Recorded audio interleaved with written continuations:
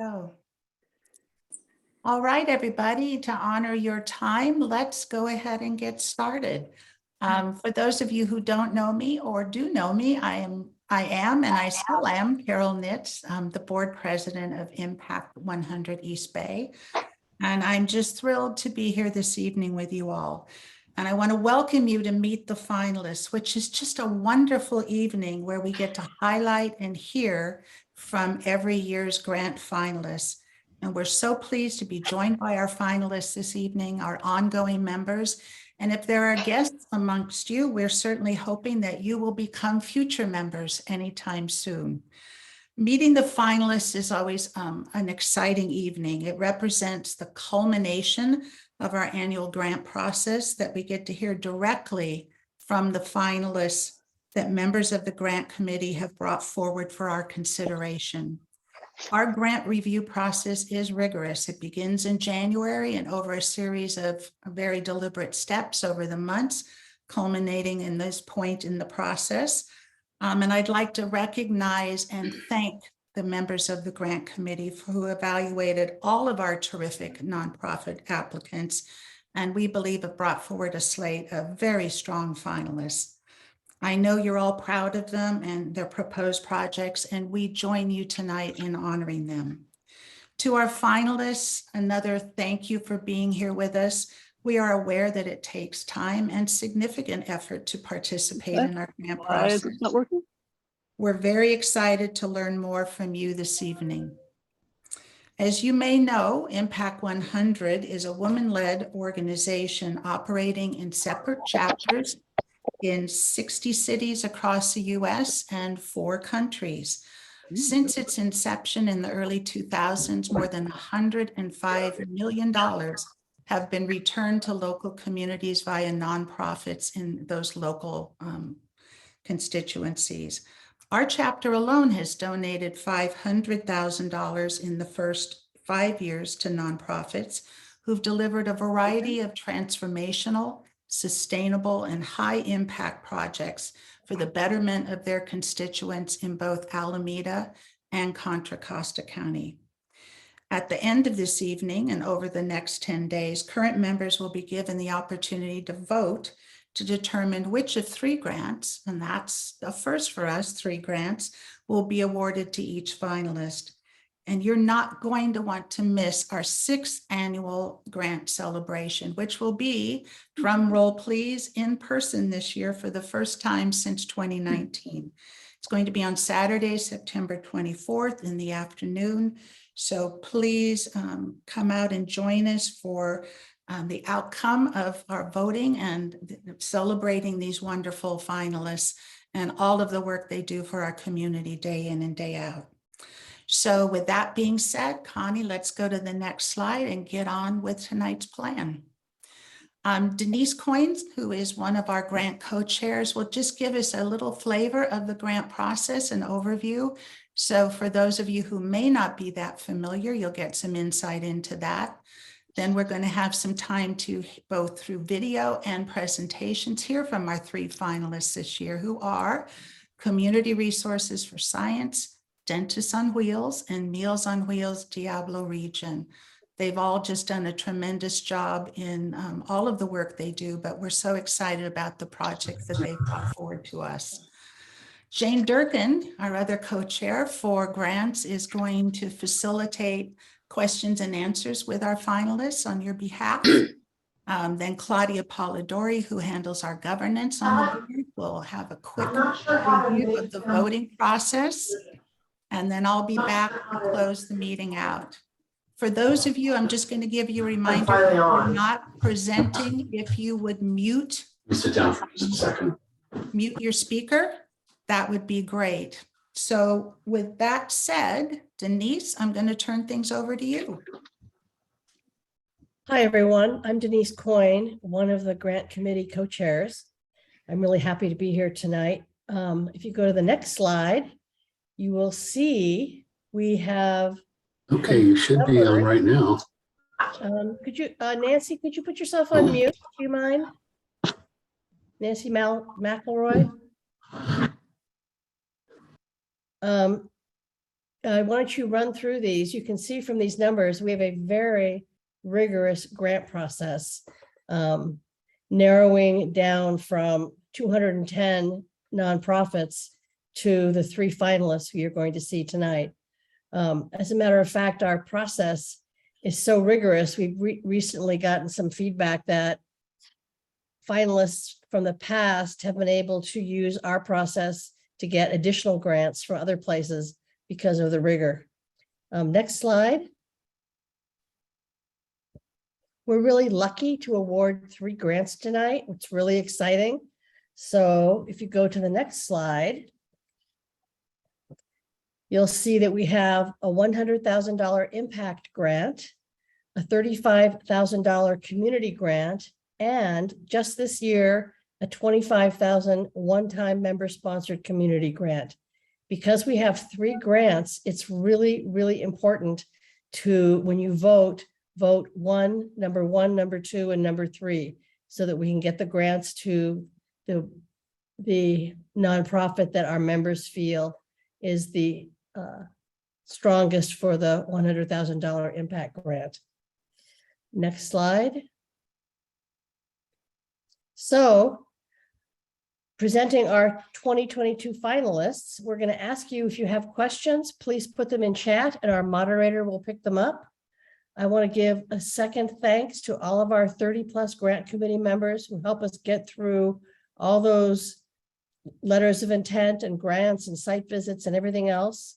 And I want to also give a special thanks to our site visit team leads who go and visit each of these nonprofits at their facilities to actually see them, quote, on the ground, unquote, if you will.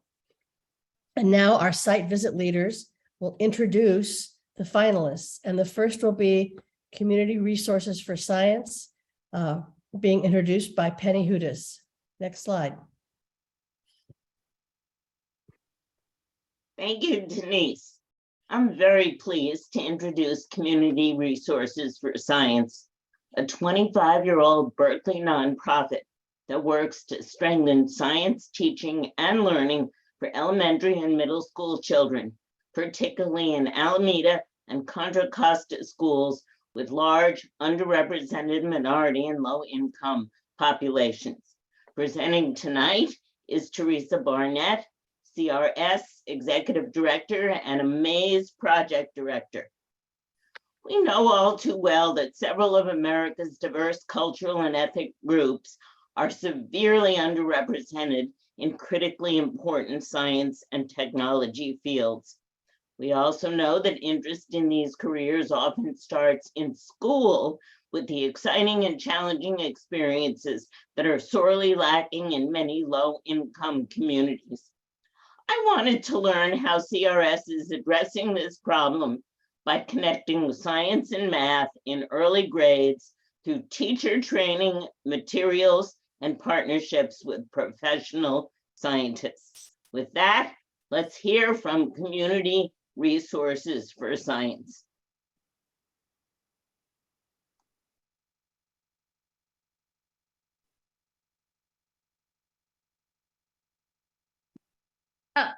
Sorry.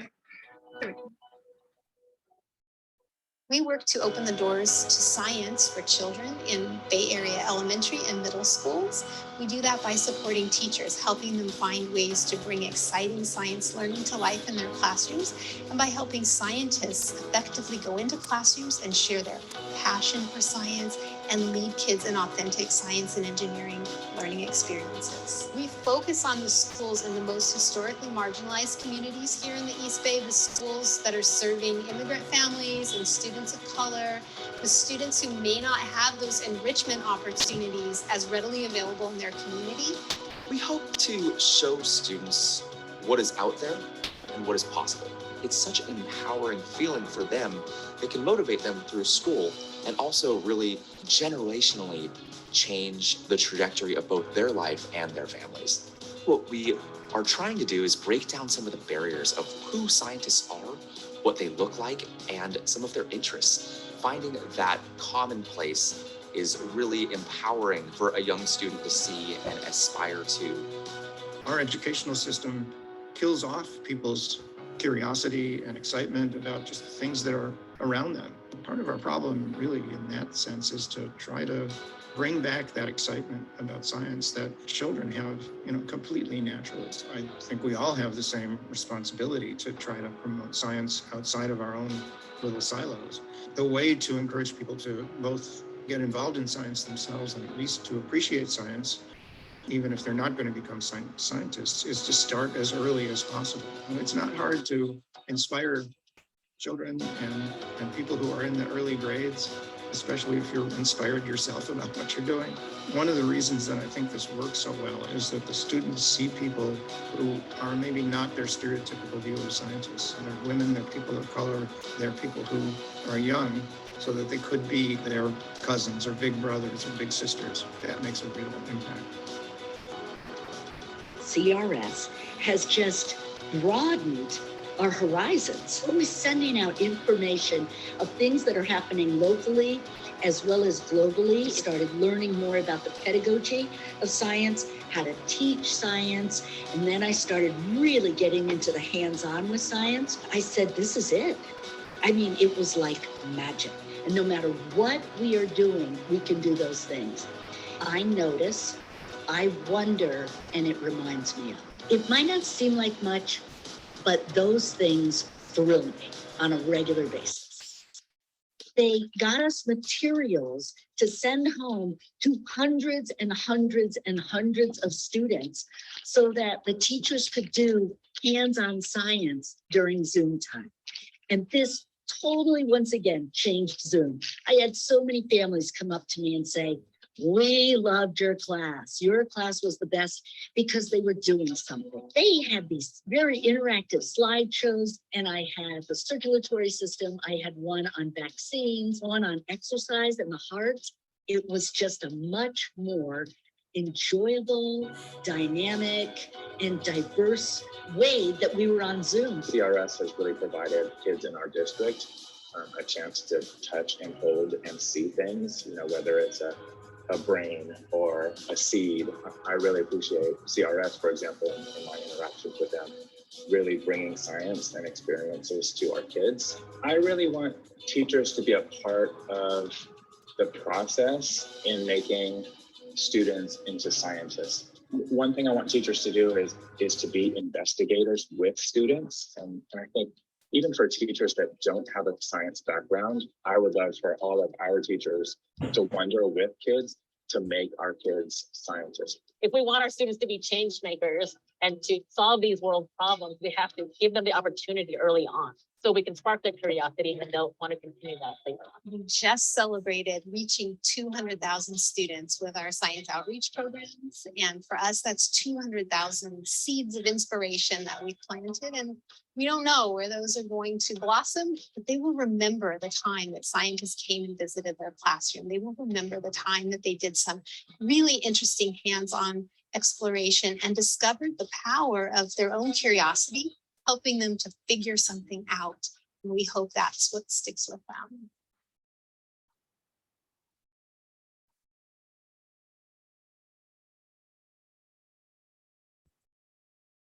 Thank you, Penny, and thank you to the Impact 100 community, and congratulations to all of the organizations here this evening.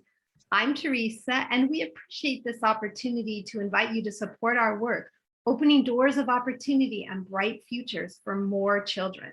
The video you saw highlighted our organization. As Penny said, we're in our 25th year of working to help teachers and scientists bring science learning to life for children in East Bay schools. And now we'll share with you a little bit about the AMAZE program, which stands for Amazing Math and Science Explorations, that we're inviting you to support. Our program literally touches the future. Teachers are the single most important factor in children's educational outcomes, and the AMAZE project is an investment in building the capacity of teachers to immediately impact learning and opportunities for their current students and for thousands of future students as well. The AMAZE project starts with children's joy, curiosity, and wonder, because these are the engines that power learning and give kids a determination to figure things out and explore and discuss until the light bulbs go on. Next slide, please. You might be wondering why this program is even needed. Isn't science already an important part of elementary school? And if you're not actively involved in the schools, you might be surprised to learn how little science is actually taught in elementary school, not only here in the Bay Area, but across California and the country. I know some of you are people who like details and data, and I'll give you some of that, and some of you like the big picture. So I'm going to try to give you both in this really condensed presentation. But the big picture, the takeaway, is that science is not really being taught very much or very well across the country, and that has serious consequences. We lose out as a society our economic vitality and our ability to address big challenging problems. And it also, as Penny mentioned, has impacts on equal opportunity, and we're missing out on those ideas and creative thoughts of more women and people of color who aren't getting those pathways into the STEM fields. For those of you who like a little more data and details, you know there were really large equity problems in our society before COVID, and COVID, of course, has just made those worse. But even before COVID, in 2019, across the state of California, including affluent schools, only about a third of students passed the statewide science test, met those proficient standards. But for low-income students, students of color, it's even worse. Only about 1 in 5 was scoring as proficient on those tests.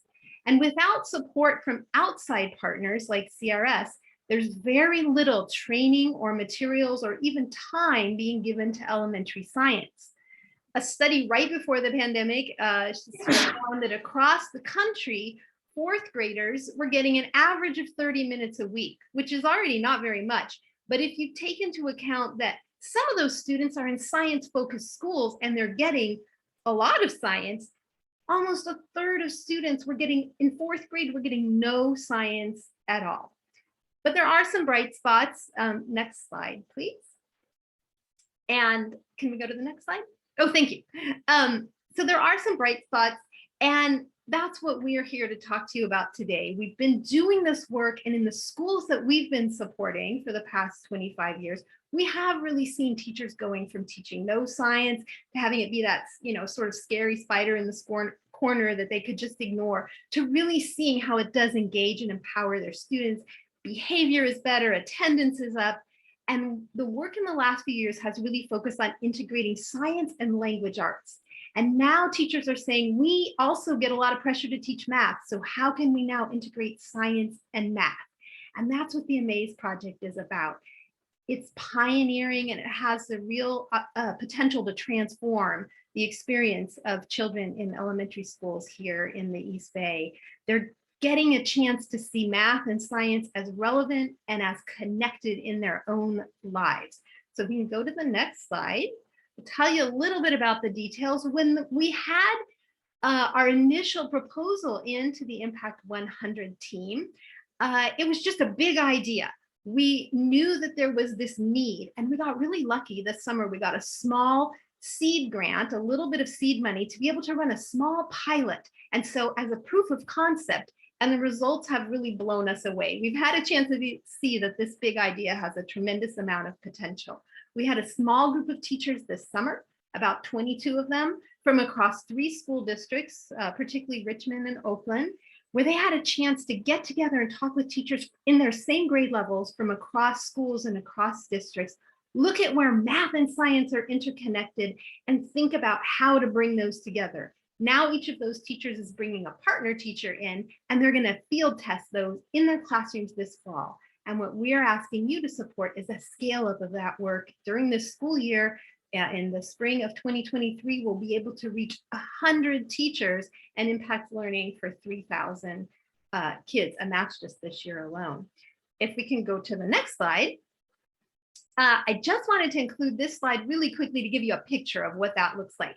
The teachers, these are the 1st grade teachers. So they got together at the beginning of the summer. We met in a beautiful botanical garden in the hills in Kensington. They had a chance to talk and share and imagine what that teaching could look like. We put together the kits to support the lessons that they wanted to test out, the books. they've come and picked those up and they're busy implementing those in their classrooms this fall with their partner teachers. So I know there's going to be some time for question and answer later that I'm happy to answer, but I want to let you hear from the teachers themselves who are participating. So we have one teacher on our next slide who is going to share with you. She couldn't be here live, so we have a video of her sharing, and then you'll get to hear Miriam Sermal is one of our teacher leaders who is here to join after this. So if you can play the video, please. I don't believe you had a second video here. No, there's not a second video. She's here live in the meeting. Oh, Miriam. Yeah, but just if you can play Crystal's video, are you able to get that to play? that means I need to stop sharing? I sent, oh, so you have the video, were you able to get it to play? This video right here, Crystal? Were you not able to get it to play?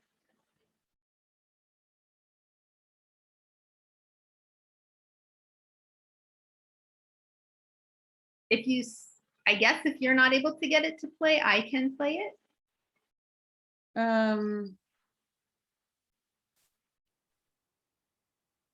I think I have to stop sharing for you to do that.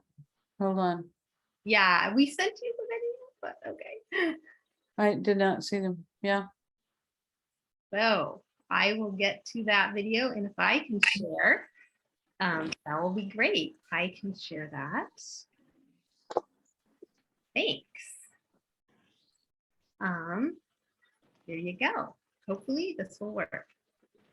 Hi, my name is Crystal Turner. I'm a transitional kindergarten teacher at Lupine Hills Elementary School in Hercules, California. And this summer I participated in the Joyful Math and Science Project with CRS. It was a really good experience. I loved learning how to integrate math and science and create an engaging lesson. And I especially loved that it was tailor-made to TK, our transitional kindergarten, because my students are 4 years old when they come into the classroom, and they're the youngest learners on our campus. They're full of curiosity. They ask so many questions. They are very observant, and they love to give information as well. They talk about their families, their homes, their themselves, their cultures, and they're just really excited about learning. So showing students at 4 how they can be scientists, which is what our lesson is about, showing them all about science notebooking, how they themselves can be scientists, and find the answers to questions, which is what math and science education is, finding the answers to questions.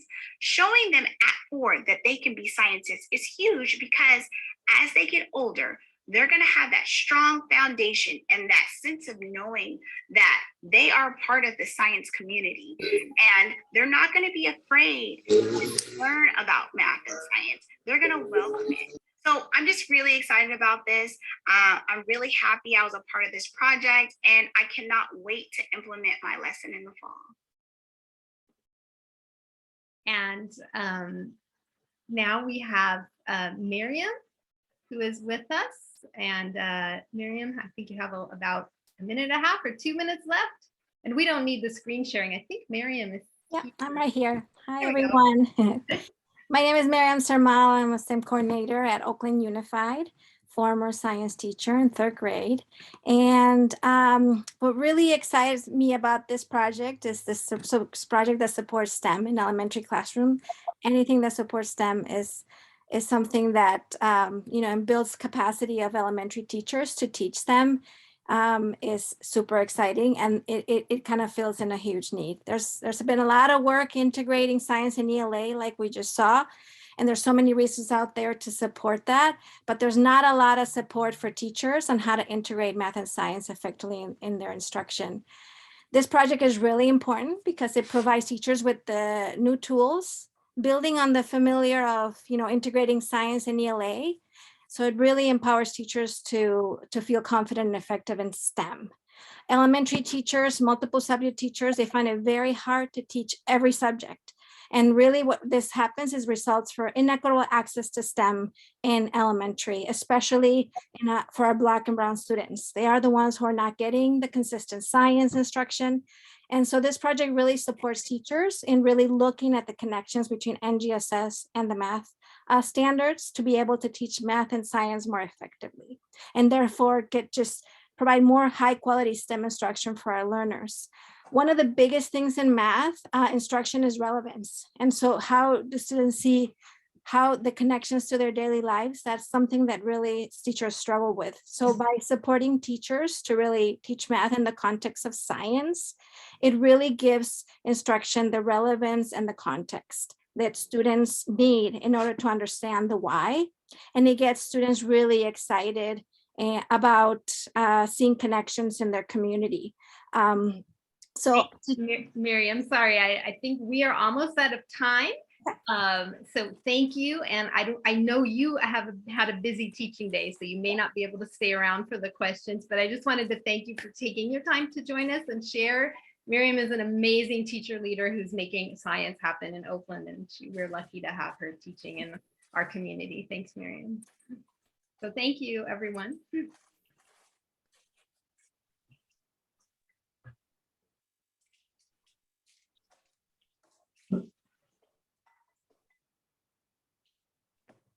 Riffy? Yes. There you go. Oh, I turned off the wrong one. All right. Hi, my name is Riffy O'Brien. It is my pleasure to introduce Dentists on Wheels Pittsburgh free dental clinic at St. Vincent de Paul, Contra Costa County. They are the first and only free dental clinic for underserved people in Contra Costa County. In 2021, Dow partnered with SVDP St. Vincent de Paul to open this clinic in the SVDP Contra Costa campus. Professional services, including all dental work and teeth cleanings, are provided by professional volunteers. The major expense that they have is for dental materials like crowns, partials, and full dentures. This grant request is to fund full payment for dental materials, which allows Dow to significantly expand the number of patients that they serve. So today, this finalist is represented by Claudia Ramirez, Executive Director of SVDP, Contra Costa County, Barbara Hunt, Development Director of SVDP, Dr. Nita Aranchan, the Dental Director, who has been instrumental in forming relationships with the volunteer dentists, and our primary presenter is Shab Farzana, Founder and Executive Director of Dow.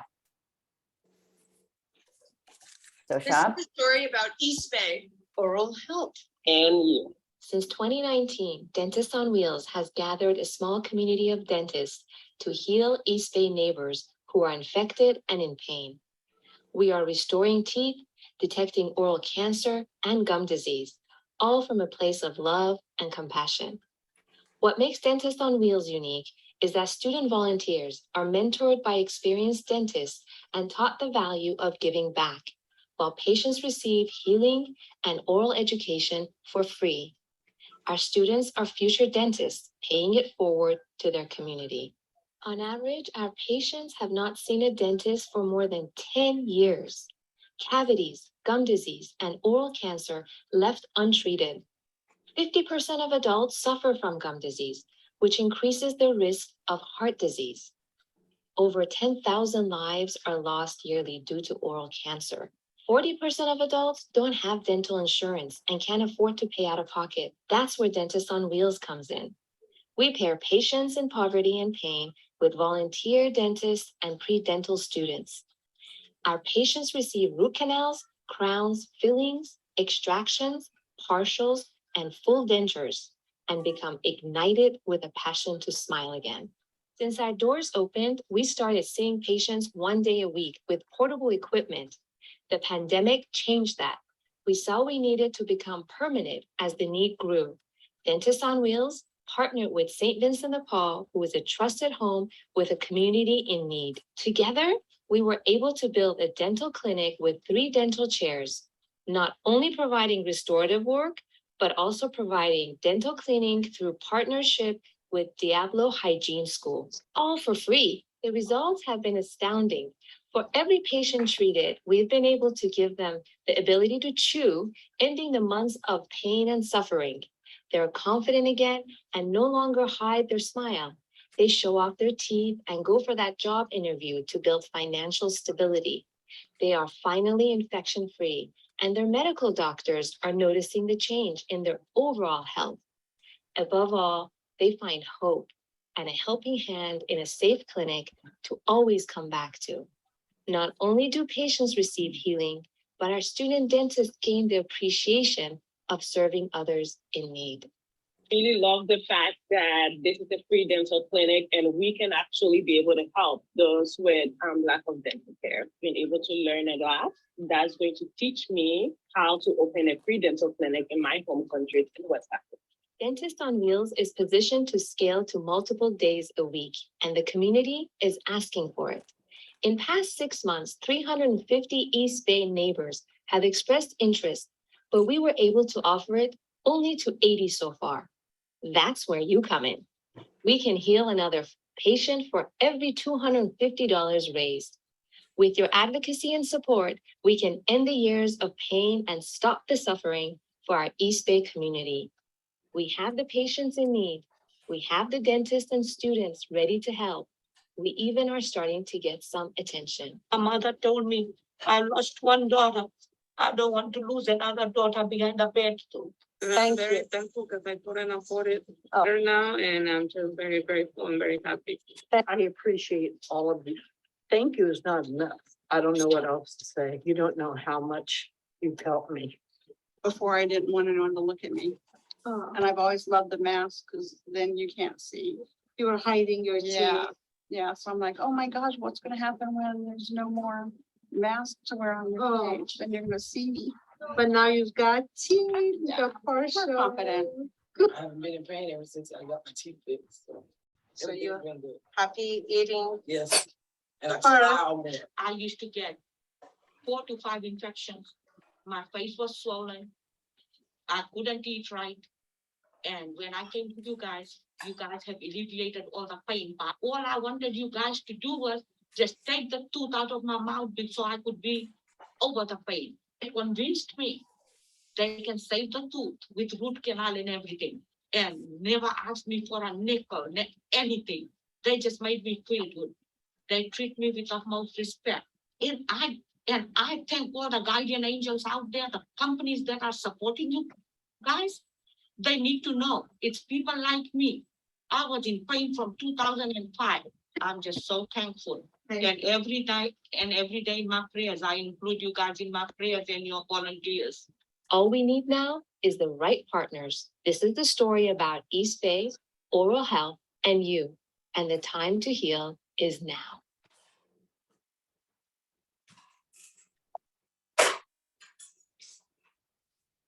Good evening. My name is Shah Farzaneh, and I'm lucky to be here and presenting Dentist on Wheels along my co-partner, Dr. Neda Orimchian, and our dear partners at St. Vincent de Paul, Claudia and Barbara Hunt. We're very grateful to be here, and it's a bit surreal because we're almost celebrating our 1-year anniversary of being the only free dental clinic in Contra Costa County. Not only are we the startup, let's say, quote unquote, but we're privileged to be partnering with a organization such as St. Vincent de Paul that's been around for 58 years plus, just in Contra Costa County alone, and has our back basically. They have funded all the capital expense to raise the money to create our dental clinic in Pittsburgh, where we can provide all this free dental work that you saw. And those were videos of our patients and our clinic. We can go to the next slide. Population that's insured in our county, astonishing, is 320,000 of us. Our current wait list is around 400, and that's without any advertisement, and it's only word of mouth. And you saw in the video, we said it was 350, and this video was created a few weeks ago. So now we're more than 400. On the left, I wanted to just show how many, we're all across all the different parts of Contra Costa County. We're seeing patients, some outside of the of this county, some in Livermore, some in Oakland. but the hearts kind of show where they trickle in more percentage wise. On the right, I'm sorry to be showing you a little bit of a gruesome mouth, but I wanted to have you see the level of decay we're seeing in our patients. On average, there are 4 to 5 different teeth we need to address at least. And there's a lot of work that each patient needs. And as we mentioned, they haven't seen a dentist for more than 10 years. So there's a lot of work to be done. Next slide, please. You have seen and heard from some of our patients and how we made them feel, but I thought hearing a little bit of the behind the scenes story about their life and their journey and how they ended up here would be interesting. Meet Sadaf, who was a refugee from Afghanistan and came here with her husband and 4 children. Soon after arriving to America, she lost her husband due to an illness. So as a single mom of 4, she not knowing much English, she kind of had to figure everything out and be able to pay for everything. She was struggling. She came to St. Vincent de Paul, who was helping her with rent expenses. We were able to heal her toothache, gave her 2 root canals and 4 crowns, and which resulted in her being pain-free, able to go find a job and provide meals for her kids. This kind of shows a little bit of our partnership with St. Vincent de Paul, how the patient can come through needing housing. We provide the dental, vice versa. They come through needing dental work, and we introduce them to St. Vincent de Paul, where they can provide them meals, provide them shelter, provide different kind of attributes. And I'll get to that a little bit later. Sweet Kathy, you saw her on the video, she came in only with 5 teeth. She had a dental phobia, did not want to open her mouth again because she had had so much pain and was extracted the rest of her teeth and left with 5. But those 5 were also in a really bad shape, and she wasn't able to chew much food. So I remember our dental assistant actually held her hand and made her feel comfortable and walked her through what we're going to do. And she allowed us to extract the other remaining 5 and give her a full set of dentures. Like she said, she didn't know what to say to us, and thank you wasn't enough in her perspective. She said she felt like she was treated like the richest person in the world and felt so good. She might even wear lipstick next time because she had teeth to show off. Sweet Annie came to us after fracturing her tooth while attending her brother's funeral. I think due to some, being upset and grinding her teeth, she had fractured another one. When she came to us, she had 19 teeth that needed to be extracted that could not be saved, got full dentures on the top and partials on the bottom. And the prices you see on the green, I want to clarify, those are the value of service we provided. If you and I were going to a dentist, that's how much we would pay, around $9,000 for the treatment Annie got. But when they walk into our clinic, they have been validated as someone that requires major financial need and is in severe pain. And so we verified that they don't have any other place to be served, and therefore we accept them as patients. So all of our services is free of charge without a penny to be given to us. And she shared with us, Annie, that she never imagined one day she'd be pain-free. She loves to cook and hasn't been able to eat real food other than mushy food for a long time, and she can't wait to transition to a solid diet. It's always great to hear these happy stories, happy endings, and the impact it makes to their life. Douglas, on the other hand, came in with no teeth. There was no extraction to be done. He just hadn't had teeth to chew with to begin with. And he said, you don't know how it feels just to have teeth in your mouth again. Just a basic thing you and I don't think about, right? Because we have teeth in our mouth. So having said all these stories, I actually had a personal friend that was in a similar situation, didn't have the means, and was in pain. So I let her know how to apply to us online by filling an application. And I'm sure every single one of you listening to this probably has somebody in their life that might be in a similar situation. So the good news is there's home for them that they can apply to us. And the scary thing is by end of this call, we might have 100 new applications. But Potentially, we could also have a solution by being funded and we can treat them all. Next slide, please. There are 400 patients, like I mentioned, currently on our wait list, and we can't wait to get to them. The money that we're trying to raise through this fund is to spend for their supplies and labs. Basically, every crown, every denture, every partial that we order, we outsource to a third-party lab, and that has a cost to us. On average, they can start from $300 to $2,000, but we've negotiated really well with all these labs. And per patient, our cost is really $250. And that covers even a full set of dentures. So what does that mean if we get funded the $100,000? That means the math works that 400 of our patients, basically the outstanding wait list that we have, all fully get treated. And therefore, this would be completely transformational, not only to eliminate our entire wait list, but it'll be 5 times the number of patients we've treated already. And that's just the starting point, because once they're in our clinic, they get connected to St. Vincent de Paul's multi-service organization, from food, shelter, job interview skills, you name it, they do it. They even have a medical clinic. So we are basically the opening for them to be seen, and they can get so many more from our partnership with St. Vincent de Paul. We're not only healing them, but we're training our future dentists with complicated cases that they typically don't see in our dental school. So if we wait for these patients and they don't get treated fast enough, the longer they wait, the higher consequences they will have. And left untreated, sadly, that could mean death, which was what we're trying to avoid altogether. So as service providers, we feel the urgency as a society responsible for our community.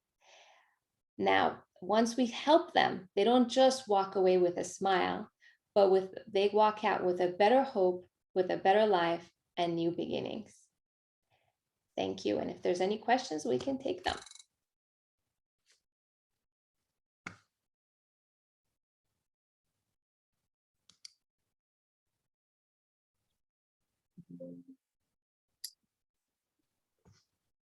Any questions? People raise hands. We have a little time. I think we're going to reserve the questions for the end. Is that right, Jane? Okay. Yes. Okay, sorry. If you put questions in the chat, I know Teresa's already provided an answer to a question that was in chat. So if you have some, go ahead and give those to Shab directly. But now, why don't we move on to Joanne? Okay. Hi, I'm Joanne Barone, and I'm pleased to introduce you to Caitlin Sly of Meals on Wheels, Diablo region. We had a wonderful site visit to see their operation and understand their program that they've presented to us for the breakfast bag program, which delivers additional food to seniors in the region in a less formal manner than the dinner foods that are produced. Anyway, it's a wonderful program, and Caitlin, take it away.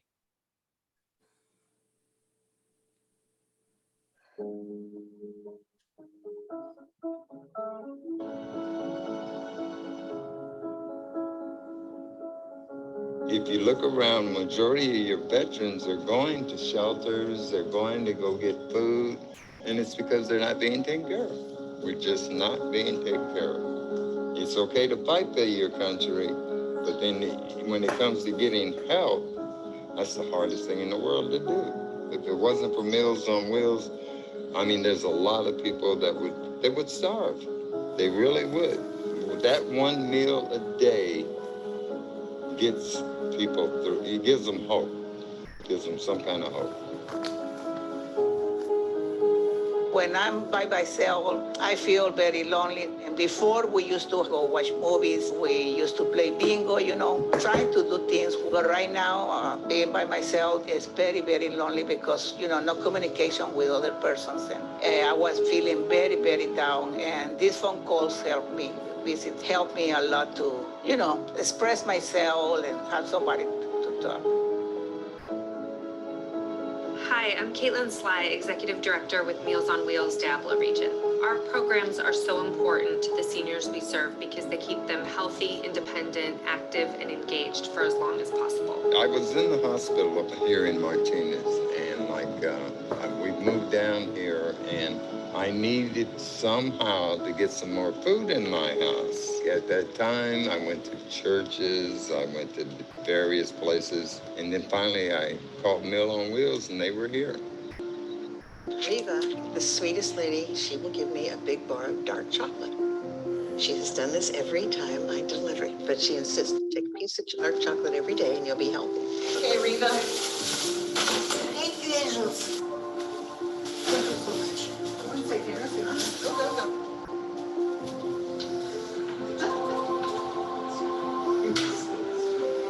Hi, Casey. You have a good day. You okay? Every time I get a bar of dark chocolate. During this time of COVID, it has been extremely hard on the elderly people because they are more isolated than others. They don't go out. They don't have anybody visiting them.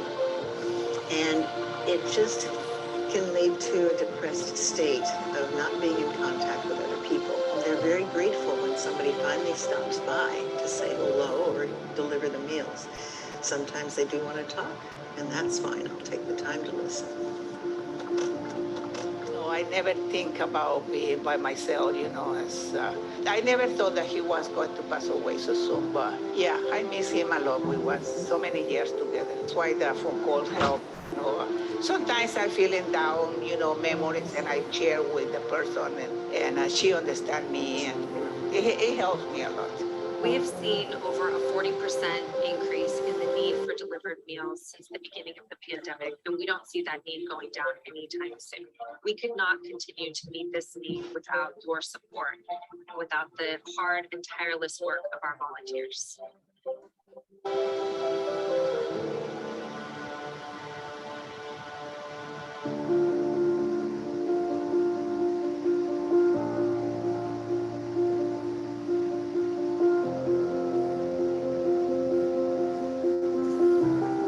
Would you pull those drapes back then?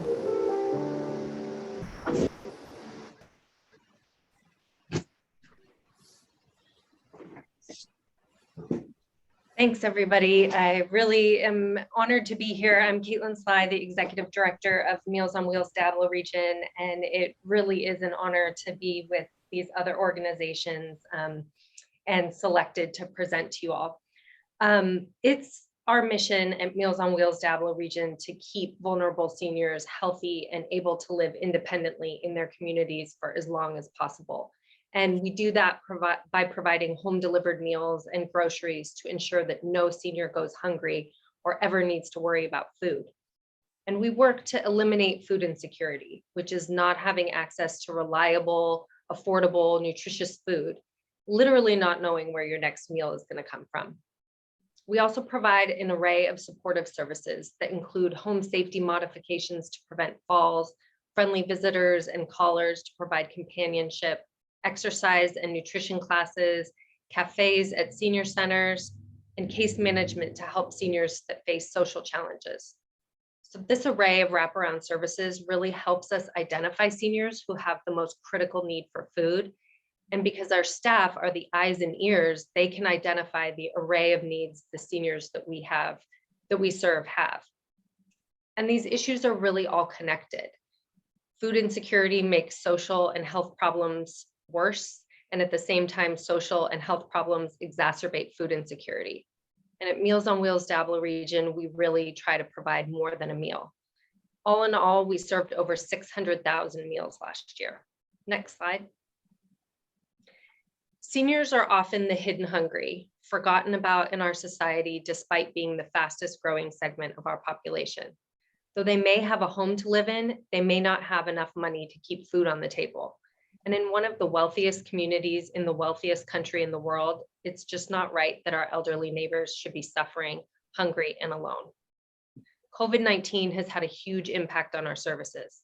Today, we're serving 40% more meals because a greater number of seniors remain homebound due to the pandemic. And the need is not decreasing. because the senior population continues to grow. 10,000 people turn 70 every day in the United States, and the number of older adults in Contra Costa County has grown by 22% in the last 5 years. And the population is growing fastest in East County. Many of the seniors who used to have a meal at one of our cafes are now receiving home delivered meals after 2.5 years of being isolated and inactive at home. And as you can imagine, inflation is also having a devastating impact on older adults who live on fixed incomes. Prices increase, but their incomes don't. So I hope if there's any silver lining to these recent crises, it's that the issues of hunger and isolation among low-income seniors have been brought to the forefront. Next slide. To meet this increased need, we've created new programs. We began a Friendly Helper program to run errands for seniors. We started our grocery bag program to deliver healthy groceries to low-income elders. And lastly, we started a breakfast bag program because we recognized our most food insecure older adults were splitting the one meal we delivered to have enough for lunch, dinner, and to take at night with medications. Next slide. I'd like to tell you about one very food insecure senior. Maria lives in a trailer park and can't afford propane. She's unable to cook or to drive. Few of her neighbors can help her, and public transportation is 5 miles away. Many days she would go hungry, but the breakfast bags have been a true game changer. She eats everything in the bag that week so she doesn't go to bed hungry, and she's able to remain independent. Antioch and Pittsburgh are two of the most low-income areas in the county and have the largest concentration of food insecure seniors in our service area. And there are many more elders just like Maria living in this area that need our help. With an Impact100 grant, we'll be able to expand our successful breakfast bag program, which started as a small pilot in Brentwood, to serve seniors in Antioch and Pittsburgh. And under this program, volunteers deliver 5 breakfasts once a week to homebound seniors. Each bag includes a week's worth of breakfast foods like fresh fruit, yogurt, cereal, oatmeal, string cheese, hard-boiled eggs, salads, sandwiches, and more. And almost as important as the food, our volunteer drivers check in on seniors for a much needed safety check. And often that volunteer driver is the only person our clients see all week. So this program is really targeted to serve seniors who rely on Meals on Wheels Diablo region for the only food they'll eat all day. These are seniors who don't have someone to cook for them. They're frail and unsteady on their feet. They don't drive. They often can't cook for safety reasons, and they can't afford takeout or delivery. And we prioritize these seniors for the breakfast bag program. This program provides a critical second meal a day for some of the most vulnerable seniors in Antioch and Pittsburgh.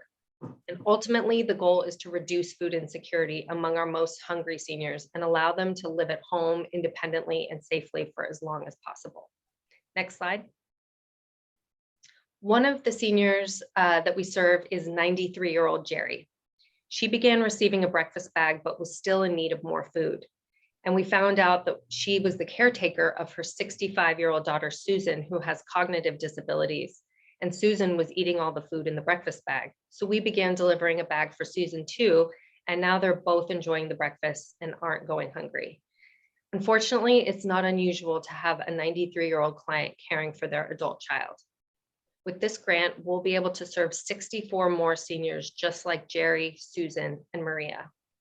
The grant will provide 5 breakfasts a week for food insecure seniors in Antioch and Pittsburgh. And in total, these 64 seniors will receive 16,000 breakfasts next year. At least 85% of them will report an improved diet, and at least 75% will report that their health has improved. The large majority of the project funding will go directly to purchasing food. We'll spend about 90% on the food and the insulated bags to keep it safe during the delivery, and about 10% on staff to coordinate those deliveries. And we're really able to stretch every dollar. For every $1,000, we can provide 160 meals to seniors in need. And going forward, we hope we'll be able to secure government funding on an ongoing basis. To meet that goal, we've ensured that our breakfast bags meet the Older Americans Act nutrition guidelines, so they're eligible for federal reimbursement. We've secured funding to provide breakfast bags in other communities, which has proven the success of the program, but the greatest unmet need remains in Antioch and Pittsburgh. So with your help, we'll be able to leverage funding from foundations, corporations, and individual donors to expand the program to serve over 400 seniors countywide next year. Because we've taken the time to develop the menu with the help of a registered dietitian, we've worked out the logistics, we've created a partnership with a local food supplier, we really feel like this program is a model that should be replicated at other Meals on Wheels organizations.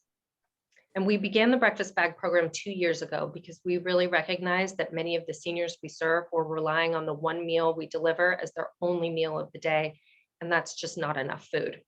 So with a small seed grant from the city of Brentwood, we tested a very limited pilot and it was a huge success. Our clients were now receiving a second meal and they loved picking out what they would have for breakfast each day or to take with their medicine at night. So we experimented with different foods to see what worked best. We added sandwiches, salads, and snackable vegetables to round out the types of food offered and to provide more options. And we've really been able to demonstrate successful outcomes through this program.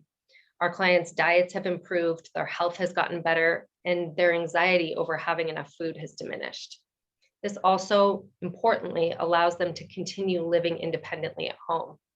So we really need to expand the breakfast bag program because the problem of food insecurity among the elderly is not going away. And to not provide enough food for our elders who have contributed so much to our society, it's not only morally wrong, but it creates numerous other social, emotional, and health problems. Food insecurity strips our elders of their independence and their dignity. Next slide. We've seen that the breakfast bag program can make a real difference in seniors' lives, and it's easily scalable and replicable. So we're now at a tipping point where we're focused on solidifying the program's funding over the next year so we can sustain it in this county. And we're focused on sharing the model with other Meals on Wheels throughout the country so that the program can be duplicated elsewhere. We have had interest from other Meals on Wheels who've approached us to learn best practices. An Impact100 grant will allow us to expand the breakfast bag program in Antioch and Pittsburgh and to strengthen our ability to secure ongoing funding so that we can scale up this program to provide breakfast bags to 400 clients and work with other Meals on Wheels to help them start breakfast bag programs in their own communities. Meals on Wheels Diablo region is on the cutting edge, creating a model that we believe will one day become a standard program addressing the needs of food insecure seniors throughout the country. We have a real opportunity to provide critical nutrition to the lowest income and most vulnerable of our society. And with Impact100's grant, we can provide an additional 16,000 meals over the next year to 64 seniors in need here in Contra Costa. And we have a short video of our breakfast bag client, Eunice. Thank Freedom for Wheels for how much they have been able to help me through this hard time. There are some days that I don't know what I would do if this package didn't come. So I so appreciate you guys. And thank all the volunteers for their hard work. As you can see, our clients are incredibly appreciative of the program. And I think it's important for us to really remember that we're all aging. Whether it's because of finances or frailty, you or someone you love may reach out one day to us for a meal or a friendly visit or to have somebody install a railing to keep from falling. And our goal is to be there when that call comes in. I want to thank you so much for your time and for this opportunity to provide more food to seniors in need in our community. Thank you.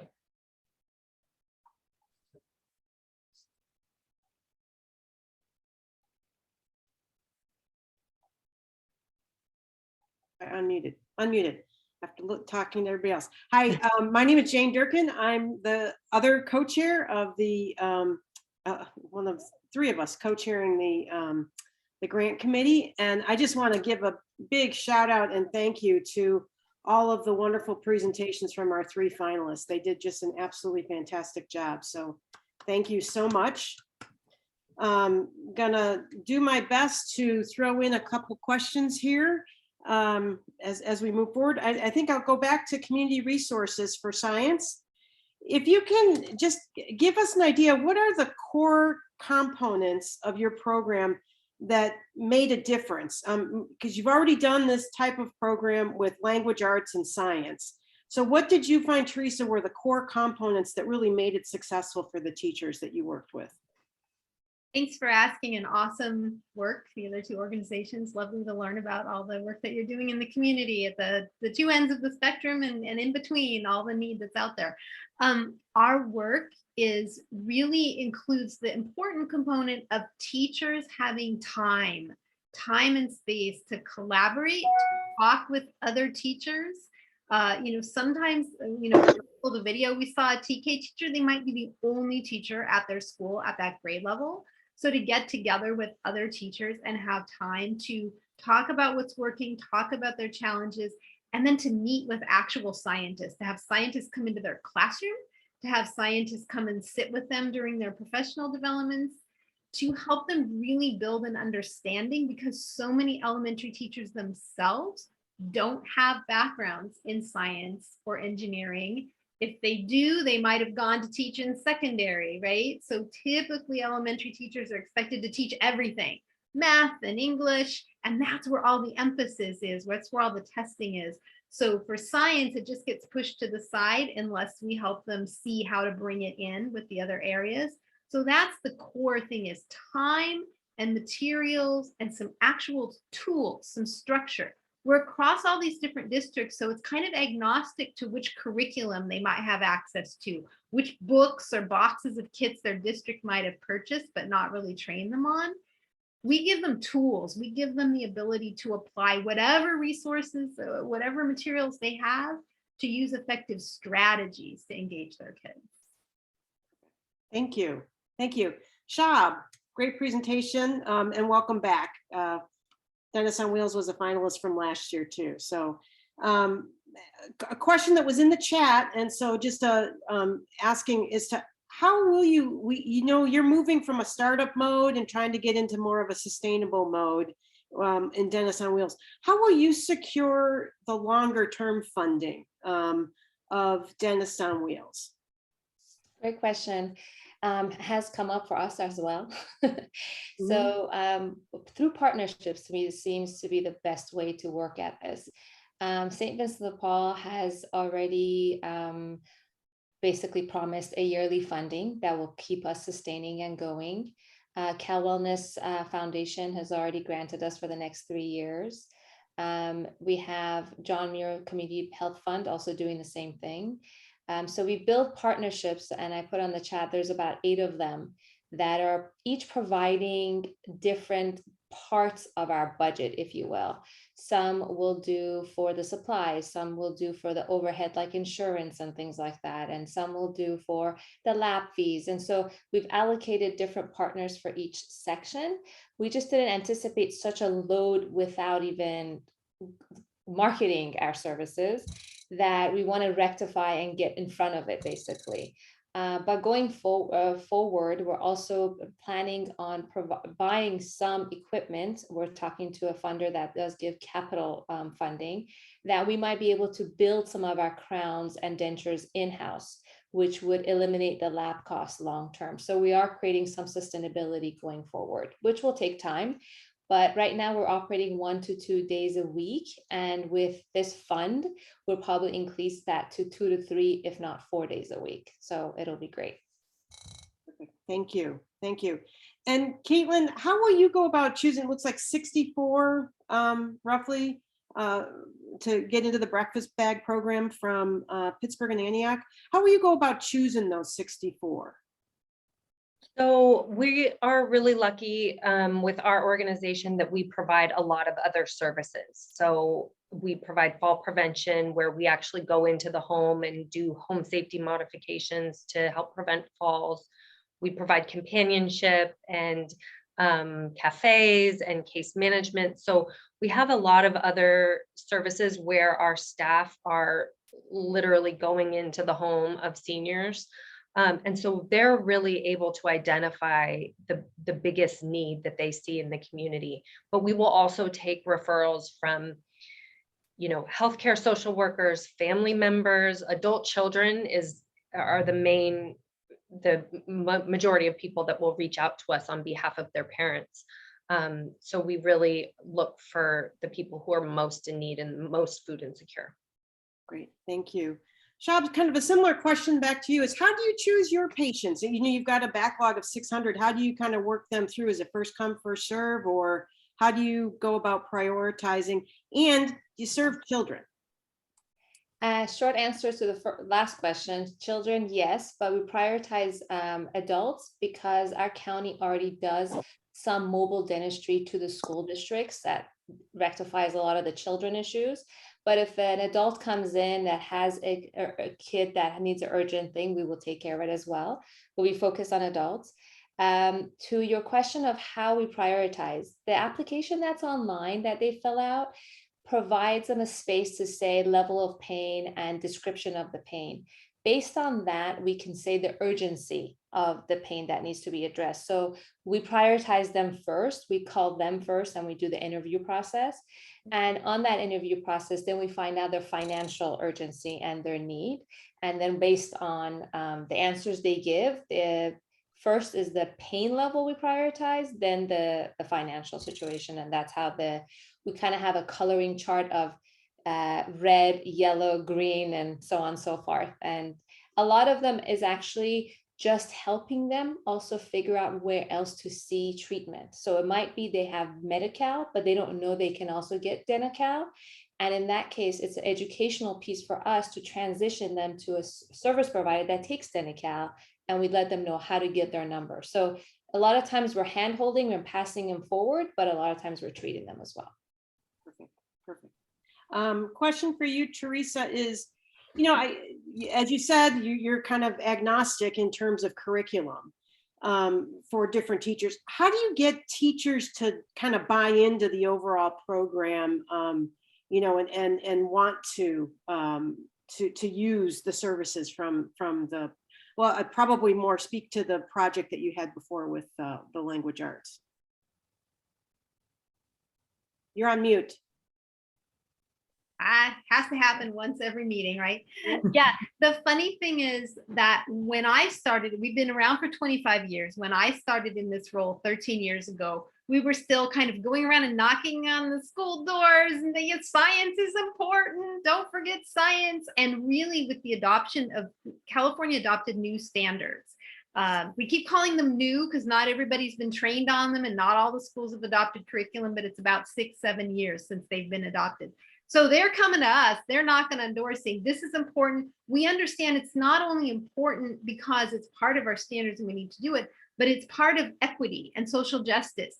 Kids across, as I said, across the country are missing out on science, but in affluent communities, parents are taking their kids to museums on the weekend. There's enrichment programs that kids are participating. They're going to summer science camps. So in the schools that we're serving, those enrichment activities are not as readily available in the community. So for those kids, if it's not in school, they miss out altogether. So those teachers are saying, hey, we get it, we need to do it, come and help us. So we don't have to get anybody to buy in, like they're coming and knocking on our door, and we're creating the programs that are both fitting within the context of what needs to happen, understanding the standards and what's happening in the larger picture, but helping them wherever they are.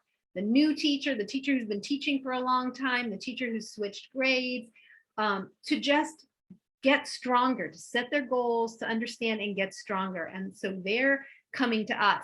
For this project though, we picked for the summer cohort, we picked the teachers who we had honored in 21-22 as science champions of discovery, who really demonstrated excellence, because we wanted them to be positioned to be the teacher leaders. They're going to be the coaches as we continue to scale this up. Perfect. Thank you. Thank you. Caitlin, one of the questions that came in was, besides meals specifically, what do you feel is like the biggest impact your organization has on seniors? I think the biggest impact is allowing seniors to remain living independently for as long as they want. I think for all of us, the thought of being in long-term care or being in some sort of institution as we age is one of the scarier things. I don't think that's something we aspire to. Obviously, institutions are there for a reason when we need them, but most of us want to continue to maintain that independence and that dignity. And that's really our goal at Meals on Wheels Diablo region, is to provide an array of services that can support independence and dignity for as long as possible. So it's, we have many folks that may just not be able to cook for themselves anymore, but otherwise are perfectly independent. And that meal can be the one thing keeping them from going into an institution. Or we can install a railing or a grab bar to make sure that they don't fall anymore. So it can be very little things all working together to make sure that our older adults aren't as isolated and aren't having to go into an institution. Wonderful. Thank you. Thank you very much. And then I have one last question, and I want each of you guys to answer it. So, one of the things that we do with our impact grant is we want them to be impactful to the community, and we want the grants to be transformational. So can you speak to, in your project, in this, what we would be funding, why is it transformational? To the community, to your organization, but really speak to that. And Shab, I'm going to have you go first. Sure. I'm glad you asked because I started typing it and it was like a long story, so I could easily say it. We explained, like, for example, Sadaf was one of our patients that had the children, 4 children, single mom, toothache, and couldn't go look for a job because she was in pain and agony. So relieving her from her toothache doesn't just help her to be able to smile, chew, or live a life and eat well, but it enables her to be confident enough, viable enough to go get a job, support her whole family, right? So then she's supporting 5 people in total. So for us, it's, if you help one person with their oral health, it impacts their entire family. And in this specific case that we've been around for 10 months now, we've been able to heal 80 patients so far with the capacity we've had. Now, if we get this 100,000, that multiplies by 5, not only giving us 5 times of patients we can heal, but it impacts their entire family. So 400 patients times, 4 member each, let's say that's 1,600 people.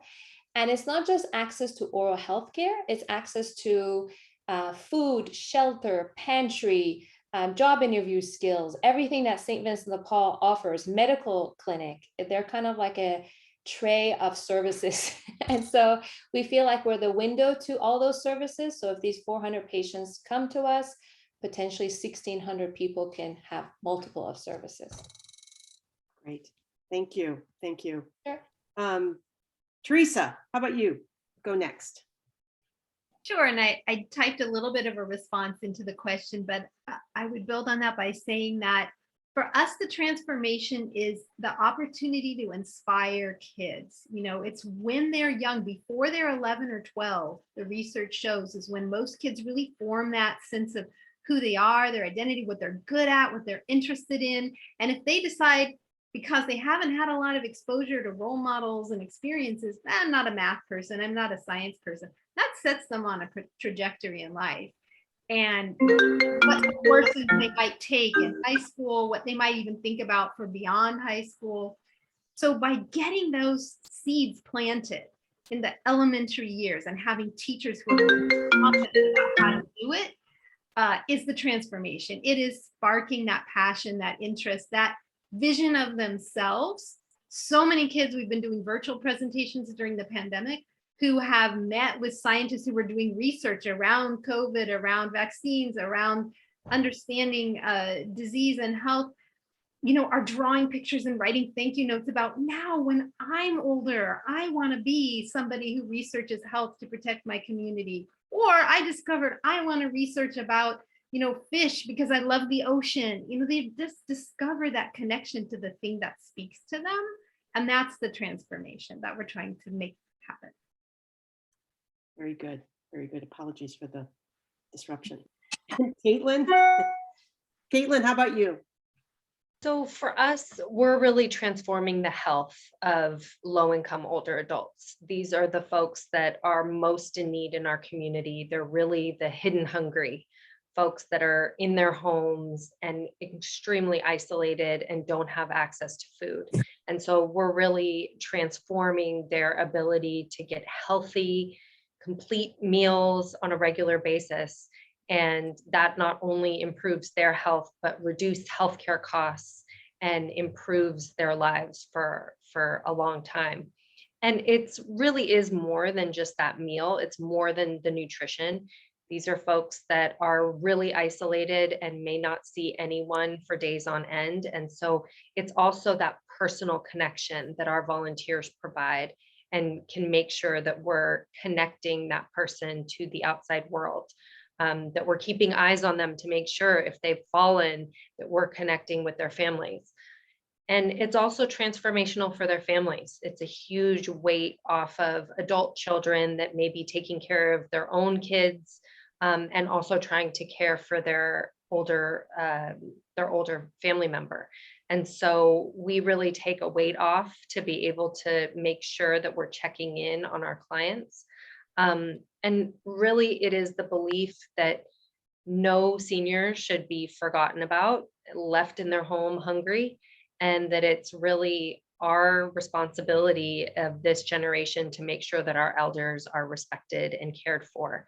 And so that's how we really hope to transform their lives and allow them to live independent. Well, thank you. Thank you all very much for all the amazing work that your three organizations do, and for the project that you've proposed and put forward to us with Impact 100. And it's going to be a tough choice for all of us when we go off and do our voting. So thank you. Fabulous job, you guys. Yay. Thank you. Thank you. We hop off. Okay. Just a Thank second. you. Bye-bye. And I can get back into slides. There you go.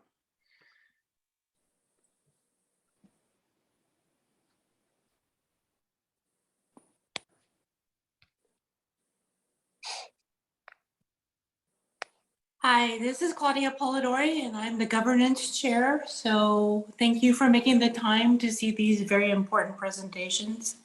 And congratulations to our three finalist organizations. By now, you have received your OPA vote, your ballot. You need to vote for all three candidates in the order of your preference. Ranked voting is used in case there's a tie among first, second, or third place. So it's very important for you to do all those. You'll also have to answer the question yes or no, whether you have any conflict of interest, and the ballot will actually explain what that means. Next slide, please. So after you've listened to this, you can go back and read the executive summaries. In the email that has your ballot, there's a link so you can go do that. Also on our website, there'll be a replay of Meet the Finalists Zoom meeting in the next 24 or 48 hours.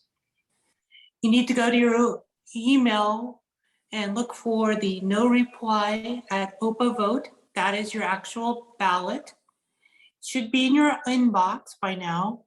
If you haven't seen it, check your junk mail just in case. There were one or two people that have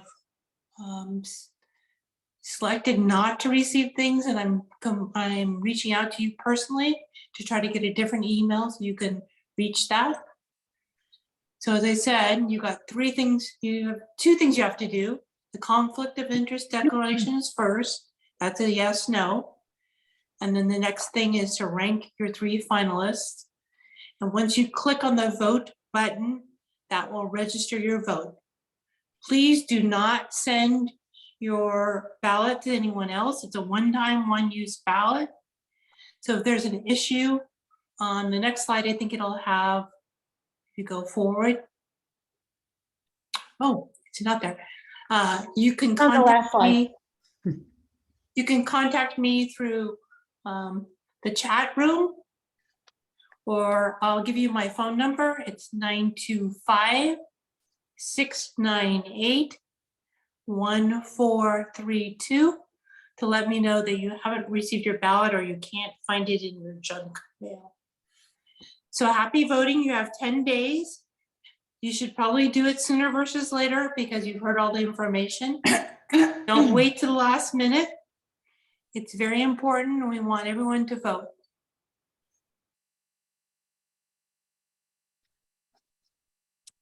So I am back. It's Carol again. And Teresa, Shab, and Caitlin, I have to tell you, my heart is full. I'm just simply overwhelmed with what I've heard this evening. I think it's always a tricky thing to figure out how to share detail and data, but also to paint pictures that help people really see what you're talking about. And I think you all did a terrific job getting to the heart of the matter on behalf of those that you serve. So congratulations again for doing such a great job this evening, which is the icing on your cake of doing a great job every single day of the year. Next slide, Connie. So we pull this slide out periodically, usually when we have a larger audience, because all of us are now feeling, my gosh, I wish I could give $100,000 to each of these 3 finalists. That is our goal. We still aspire to grow membership. We've been so lucky in the last couple of years to have a couple of our members in anonymous gifts that have allowed us to do more than our membership alone would allow us to do. But we don't want to count on that year in and year out. We want that to be always the delightful surprise and our ability to do more. But growing membership, telling your friends, bringing them out when we have events like this where they can actually sense what we're talking about and feel it themselves, coming to our grant celebration. That's often a way that you can include parts of your community. And now as we're moving out of the last 2 years restrictions of COVID into hopefully an ongoing safer space, our membership team has some new strategies for really getting out and telling our story more. We've got some great volunteers in that area. But don't ever lose sight of the fact that the more members we have, the more we're able to do. And this is always the moment our hearts are full, but torn a little bit because we know we have to make some choices and we'd love to be able to be sort of equal in our generosity. Let's go to the next one. This heart is sort of the heart of the matter, and my heart being full. This represents the organizations in the last 5 years we've been able to award grants to, and we will be able to add some new members to our heart as we move forward. Please do plan on joining us on the 24th. As I said, it is the first time being face-to-face since 2019. We did listen to some feedback you gave us. We know the Bay Area is just kind of a nightmare to drive around Monday through Friday in the evening. And we thought, well, let's try a Saturday afternoon where we can be more in community and a little bit more fluid and have some great food and some great wine and a beautiful scenery and a chance to really talk with folks as well as celebrate. We'll learn the results of our voting that evening and award the grants, but it will only be special if you all join us. So if you haven't, it will be at the farmhouse at the Alameda County Fairgrounds, 3:30 to 6 in the afternoon. Please, please, please register this evening if you have not done so. Invite your friends, invite your family, and really come ready to party. We've made, because of other very gracious members who have donated some extra funds, the cost this year is a very affordable $25 per person. So absolutely no reason not to have a car full when you head down to the Alameda County Fairgrounds. It's going to be a great, great afternoon to celebrate with these 3 organizations, as well as we are inviting some of our previous grant recipients to be able to share with you updates again on what they've been up to. So mark your calendar and register this evening. The last slide, just a reminder here, we've got Connie and also Claudia's phone numbers and emails. If you do have any trouble voting, those are the two individuals to get in touch with. You have until midnight on the 23rd. I'd also like to take this opportunity before we close for the evening. Connie Driscoll and Pat Adams are the two individuals who bring these events to life. There's an awful lot, even though it's virtual and there's slides, but the amount of organization in working with our grants leads and others like Claudia and others to get everything pulled together. It's an insurmountable amount of work. And now they're going to bring us the 24th event too. So they work with some other folks who help do that, but I want to personally thank them for all that they've done to bring us such a wonderful evening tonight, as well as our grant committee again. And most importantly, our 3 finalists. In the chat, we have put the link to register for the 24th. Make sure that you do vote. If you need more information, executive summaries, and we have recorded tonight, so you can go back and listen to the videos again and the presentations to really help you consider how you want to cast your vote. Thank you all for joining us. It's always a delight to be with you all, and I look forward to learning where we come out this year and doing more in the future as we grow the impact of Impact 100 East Bay. Good evening.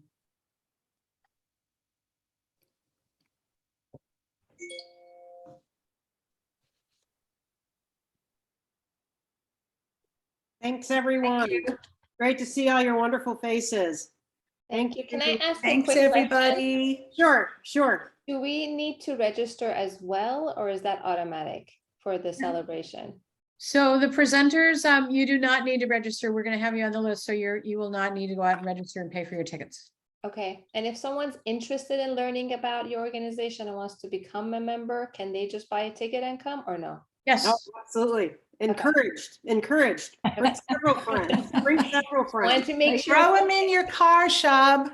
Will do. I already got 3 people. So. Yeah. And just one little piece of information, we do have to have numbers in by the 20th, so we will be cutting off tickets about that time frame. So the sooner you get in and register for our grant celebration, the better.